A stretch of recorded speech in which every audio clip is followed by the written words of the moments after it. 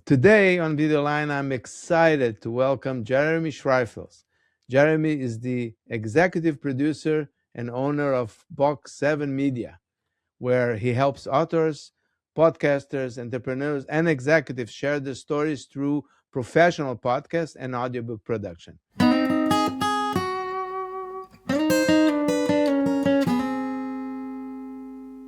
Here's what makes Jeremy's perspective unique. He's not just a producer, he's a touring drummer who's performed globally and a two-time best-selling author, an executive coach, and the host of his own podcast, Rhythm of the Road.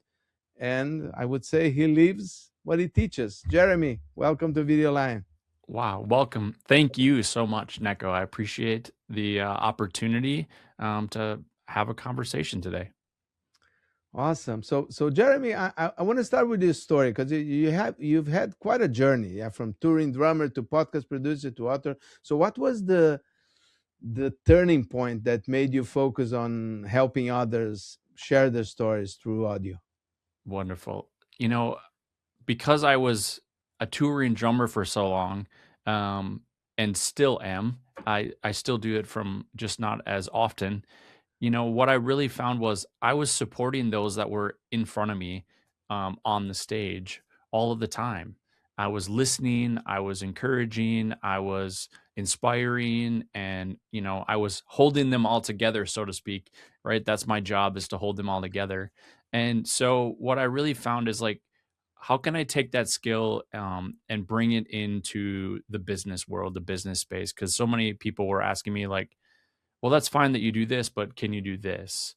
And really, what I found out is this beautiful marriage of an opportunity to help people tell their stories and use their voice in a creative way, which as well as I do, Neko. Like, that Mhm. creative way is really them, being authentic, being who they Yeah. really are, and bringing that out inside of them. And that's really what I am working hard to do with my clients.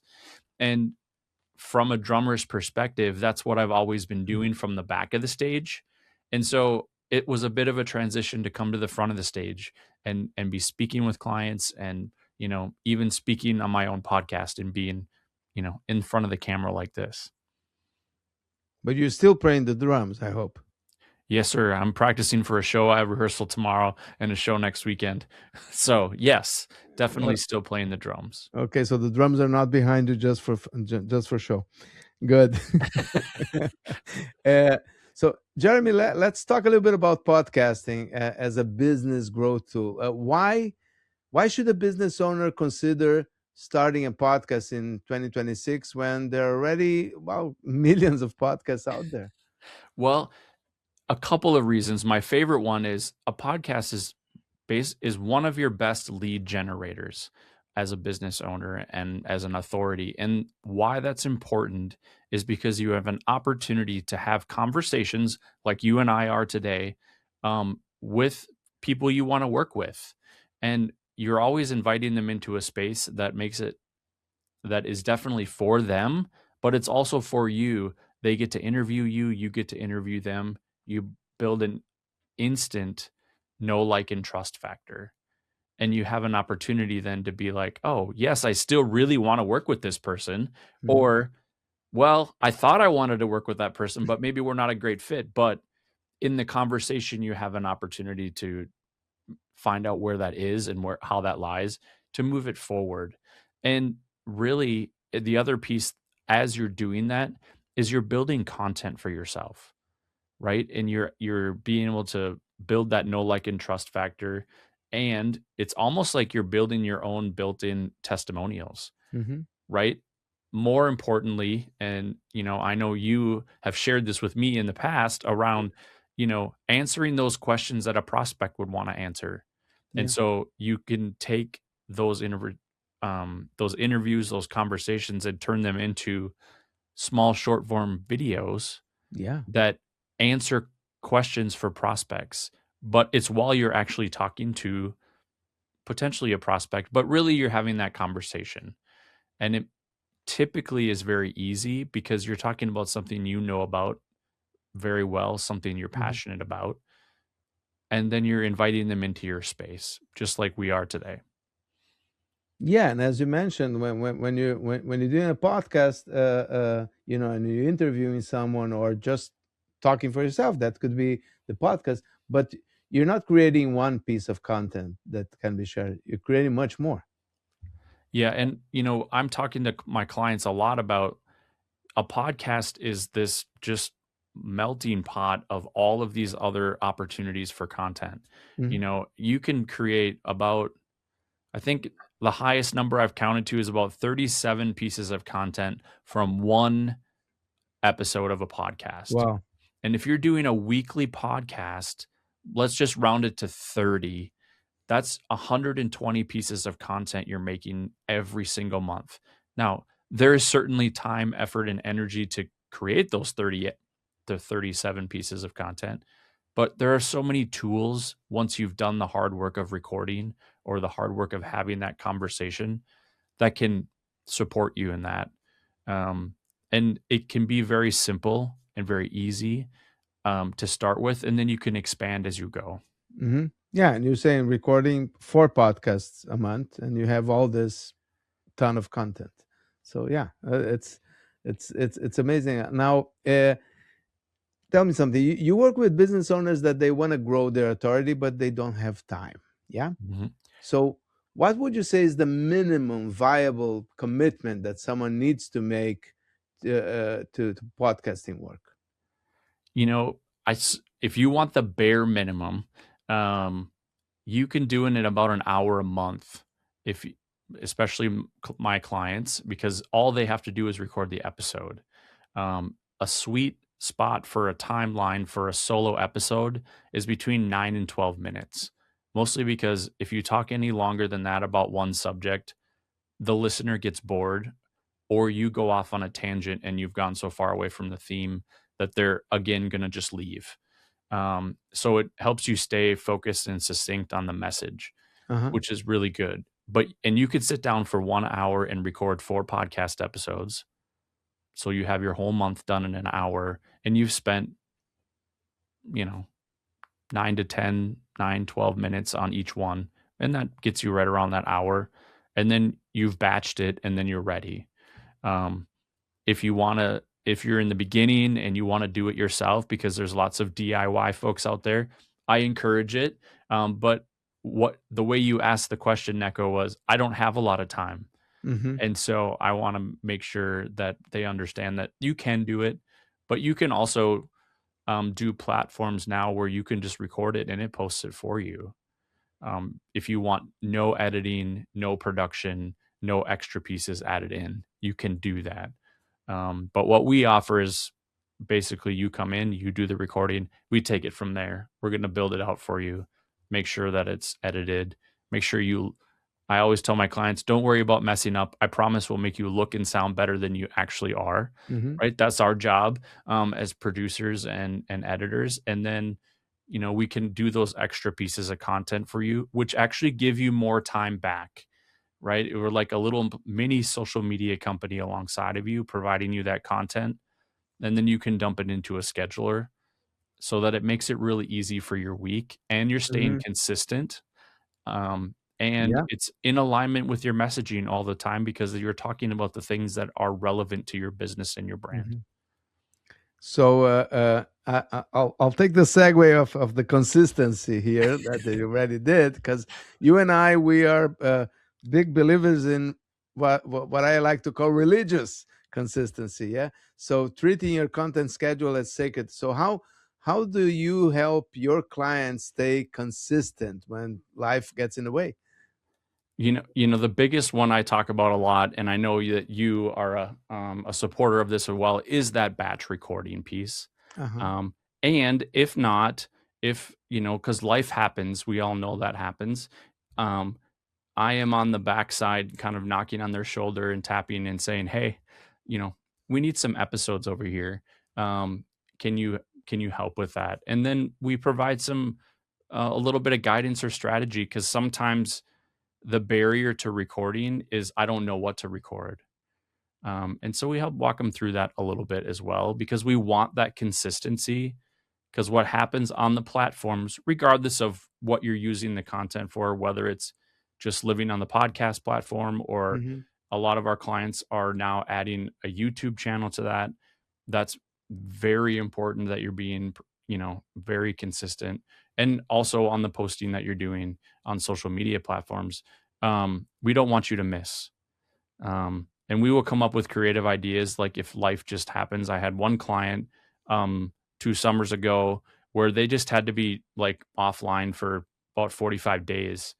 That's a long time. Hmm. And so we did some creative pieces with remixing or repurposing old episodes. Like Uh-huh. you can do a best of, like I could do a best of, or my top 5 episodes, or, these are the most impactful, or you take pieces and parts and create it into a whole brand new one Hmm. and give it a new experience, which provides you actually even more content. Yeah, but I'm going back to the batching that you mentioned. I Mhm. think that's a key element. Yeah, because then you don't depend on, oh, this week I don't have time. And I would love if you could expand a little bit on what happens when you miss. Why is it so bad to miss?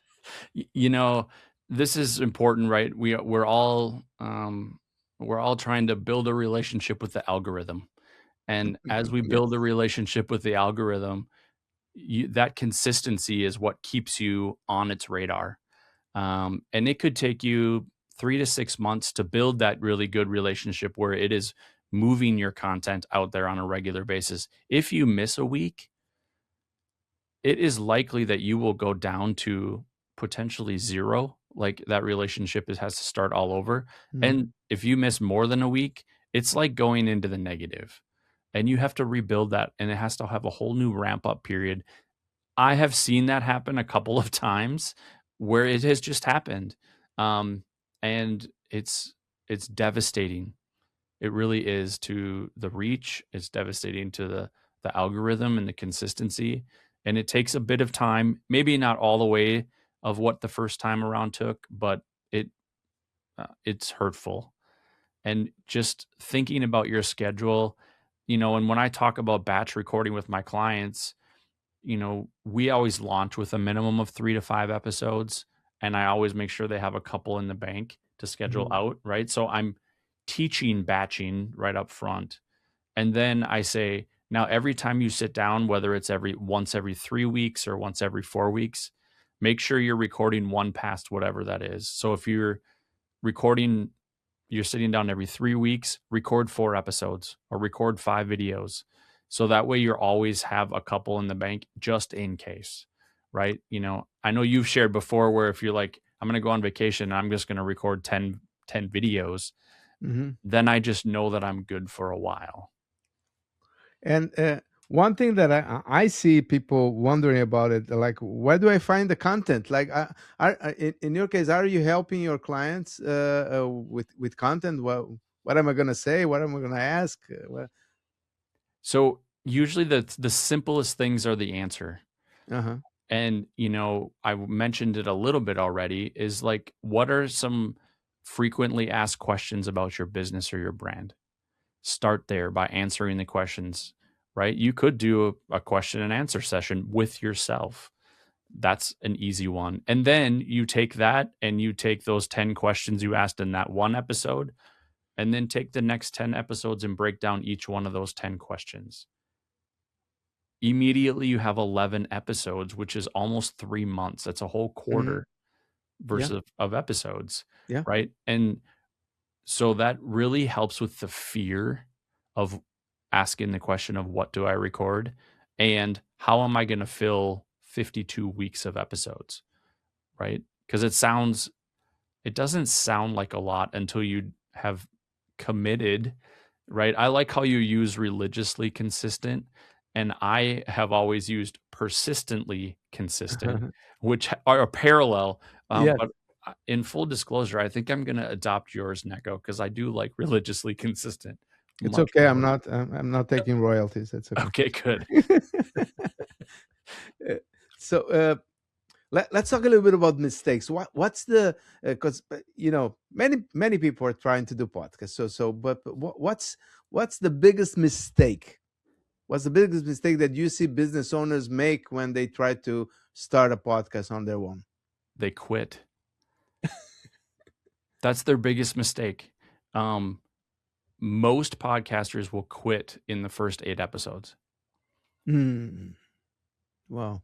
And then the next cutoff point is at 21 episodes. If you make it past 21 episodes, you will be in some of the top levels of podcasts in the world, right? There's new ones starting all the time, but most will quit by episode 21. If you make it to episode 100, you're in like the top 5% of podcasts, right? Which is really hard for us to wrap our brains around a little bit because we see so many. But just because you stop recording doesn't mean that those go away. They stay there forever, right? And so you also can go pick it back up. So the biggest mistake I see is people quit. That's the biggest mistake. And so you have to get through that. And then the other mistakes that I see are more around the thinking they have to do more than they need to.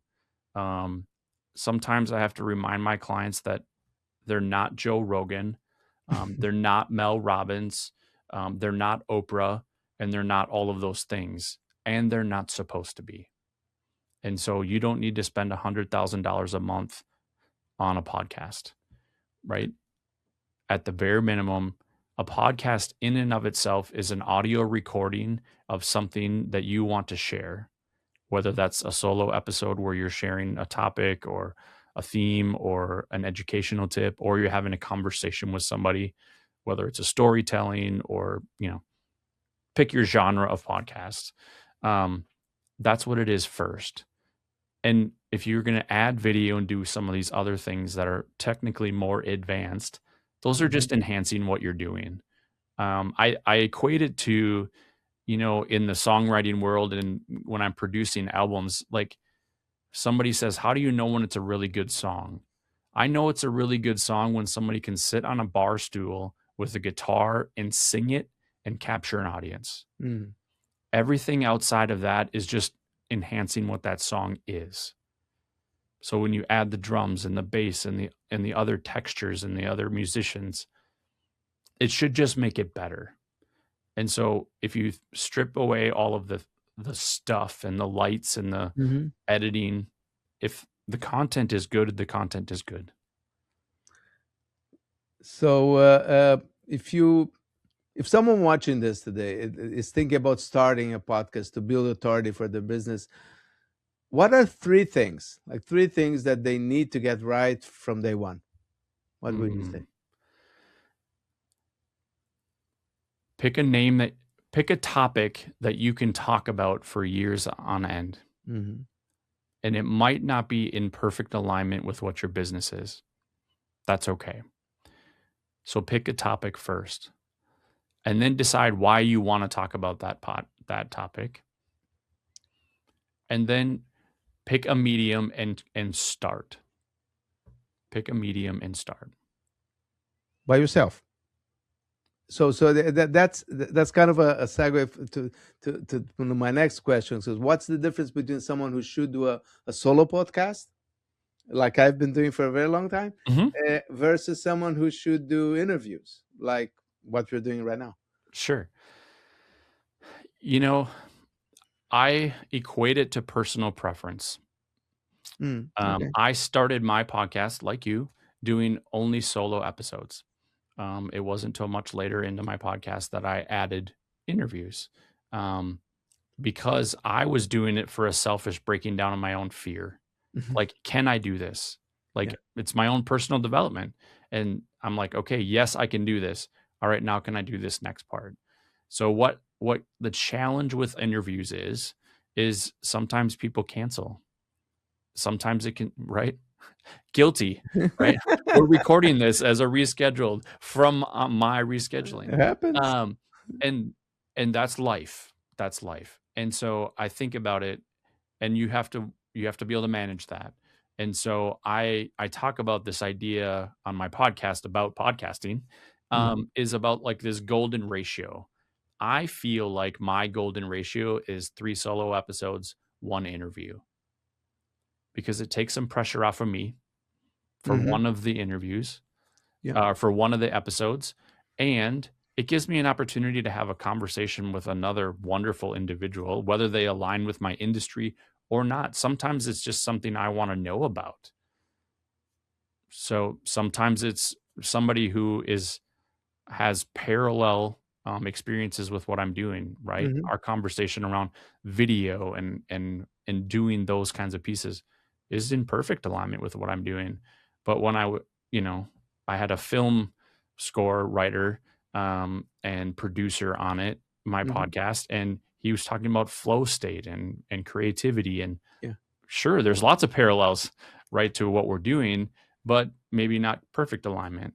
But then also, the nice part about having interviews is it makes the guest or the solos a little bit easier. And Mm-hmm. what do I mean by that? Is now I have extra topics to talk about. And oftentimes I'll be in an interview and I'll be like, I'm going to write down that idea because that's going to be Yeah. my next solo episode. No, absolutely. I have to tell you that you are inspiring me to start interviewing more people, because I'm already in a episode 109 of my Mhm. podcast. I've been doing this for a while, but always as a solo.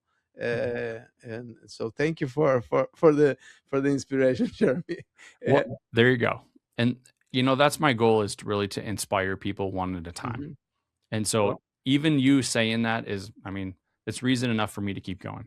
no, you are doing that. So now you produce both podcasts and audiobooks. Mhm. Okay, so let's talk a little bit about audiobooks. For a business owner who's written a book, why would you say is an audiobook essential? And why shouldn't they just record it themselves? Well, I'm going to answer the first question first. Okay. It's essential because you're negating I I I don't know the exact number, but it's grossly more than 50% of your audience, Hmm. because most people, let's just think about society right now we're in today. We're in 2026, and not a lot of people read a lot of books anymore. They are going to support you as an author. They're likely going to buy your book. They might even buy a couple copies of your book and give them to your friends. But the likelihood of them reading them is pretty low. And I know as an author, no one likes to hear that. I'm an author. I didn't like to hear it either, but it's reality, Hmm. because we're in a fast paced world. You and I live in a space where we're always talking about you have less than 10 seconds to capture Yeah. someone, right? And so some people can't even read a sentence in 10 seconds. So you have one sentence of your book to capture them to make sure they keep reading. It's an unfair advantage when you parallel them out. And so the audiobook gives you an opportunity to capture that reader, listener. And then likely, and what often happens 25 to 35% of the time, they'll go buy your print book as well. So it increases your sales. Uh-huh. No, absolutely, and in the pace that we live today, people don't have time, and I started listening to audiobooks as I exercise in the Mhm. morning, because then I'm making good use of that time. I'm on my bicycle. I'm listening to something, either a podcast or Mhm. or an audiobook, and I doubt that I would take that time to just open a book and read. Right. And most people won't. And you can't multitask, right? Because you're like, well, I can't walk and read a book. I can't ride a bike and read a book. I probably shouldn't be driving and read a book. No, no, I you was I should was not. talking to somebody a couple weeks ago, and she did over 225 audiobooks in 2025. Wow, 225 audiobooks. that's amazing. I'm like, I've never heard that many. Not from in a single, but everything she does, she almost always has an audiobook going. Hmm. And I'm like, those are the people that you want to have access to as a business owner and entrepreneur, and um, speaking your brand. You're right in their ear, and they hear your voice, and then you become like a friend because they're used to hearing your voice. Oh, absolutely, and people do that all the time. My wife, She has a long commute in the morning. She listens to books. When I'm cooking, I'm listening to books or podcasts. So I'm always listening to something when I'm not working. So Right. but there's many things now. uh, you, you're a man of many trades, so you're also an executive coach, yes? Mhm. So how does the discipline of creating content, whether it could be music, podcasts, or books, translate to leadership and business success? Oof. Boy, I wish we had a couple hours to sit here and chat about that. Um, you know, it's really about I'm really helping folks find their voice, right? And whether that medium is through a podcast or their medium is an audiobook or they're even on their social media strategy and their planning, Mhm, really helping them find their voice, understand who they are, and hopefully fill in some gaps of helping them be supported in a way that they can be successful in those spaces.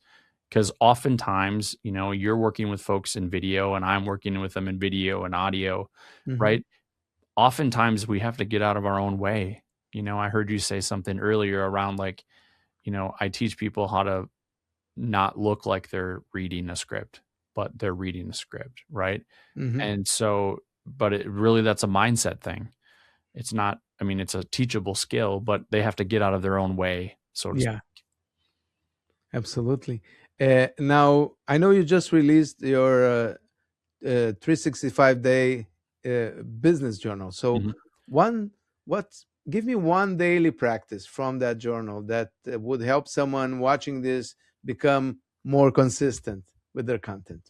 I think the parallel to that absolute question is the fact that you do something 365 days. Um, and really, these are just an idea for you to sit down and capture 5 minutes of your day and take a moment. I really believe in building some sort of routine. And a routine can mean one thing.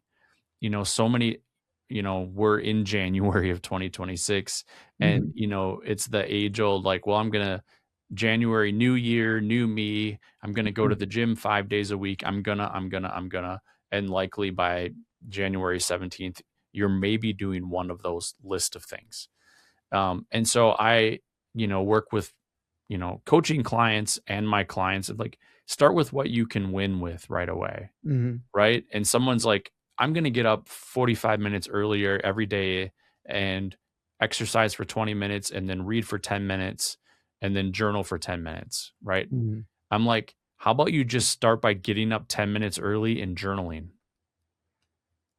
And then when Yeah, you can start with do that, one thing. Yes. start with one thing. And then when you can do that for a few weeks, get up another 10 minutes earlier and add something to that.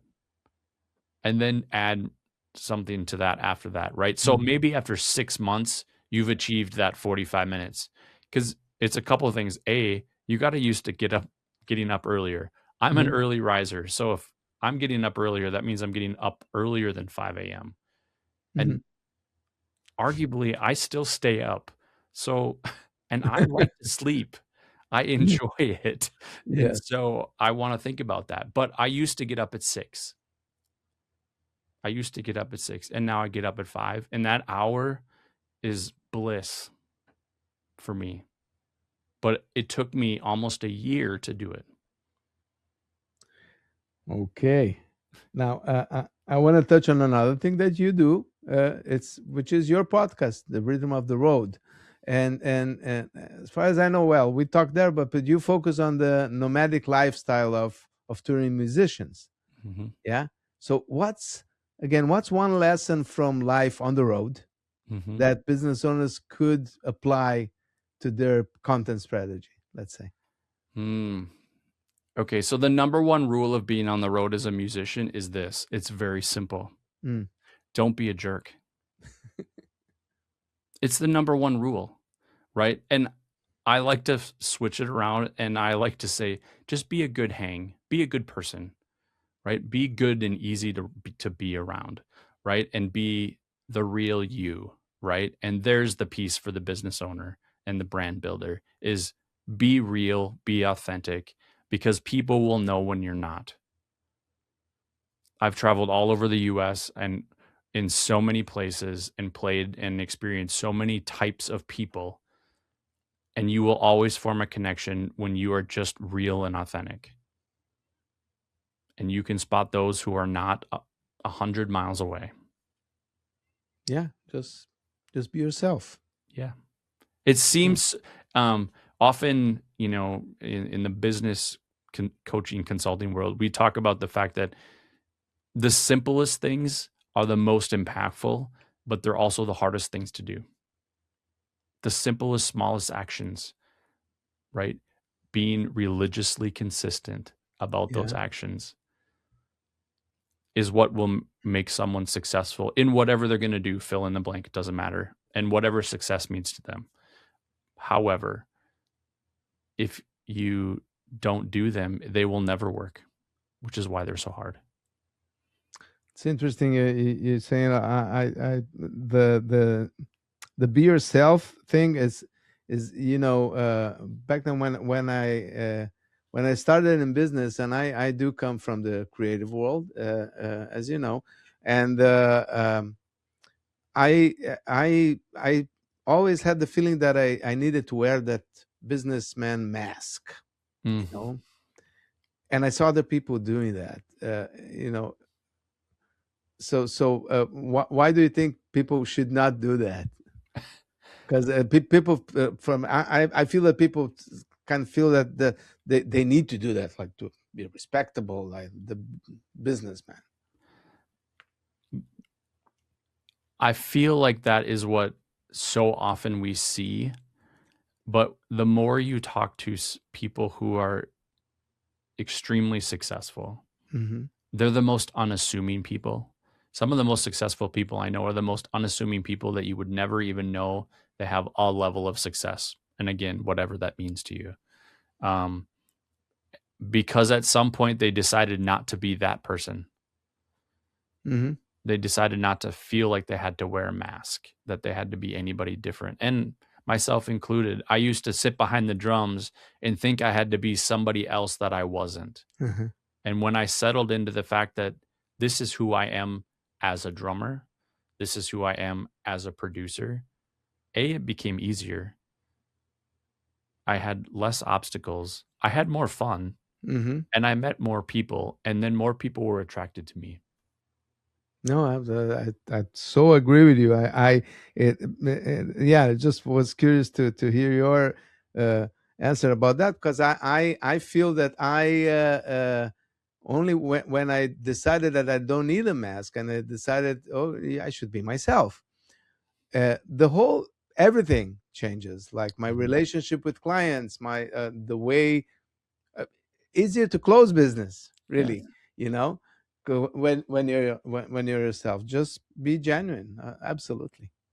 And it can be so simple. I was literally on a call right before we started recording with somebody, and we're both, as you can see on video here, I'm in a hoodie and I'm in my studio. And this person on the other side of my call she's like, I'm so sorry. Like, I'm traveling tomorrow. Like, I wasn't going to do my hair and I wasn't going to do all this. And I'm like, you don't need to apologize. I appreciate that you were willing and able to show up as yourself. We're going to work together and we can collaborate together, because and she had a comfort level to do that, which I appreciated, and she didn't have to apologize for. Awesome. So, Jeremy, for someone watching who's convinced that they should either start a podcast or finally turn their book into an audiobook, what's the just to start wrapping it up, what's the first step that they should take this week? Well, the first thing they should do is decide. Okay. And it's really, and you're laughing, and I love that you laughed, because sometimes that's the part. Otherwise they sit and wonder. And to decide, right, means to end all other possibilities.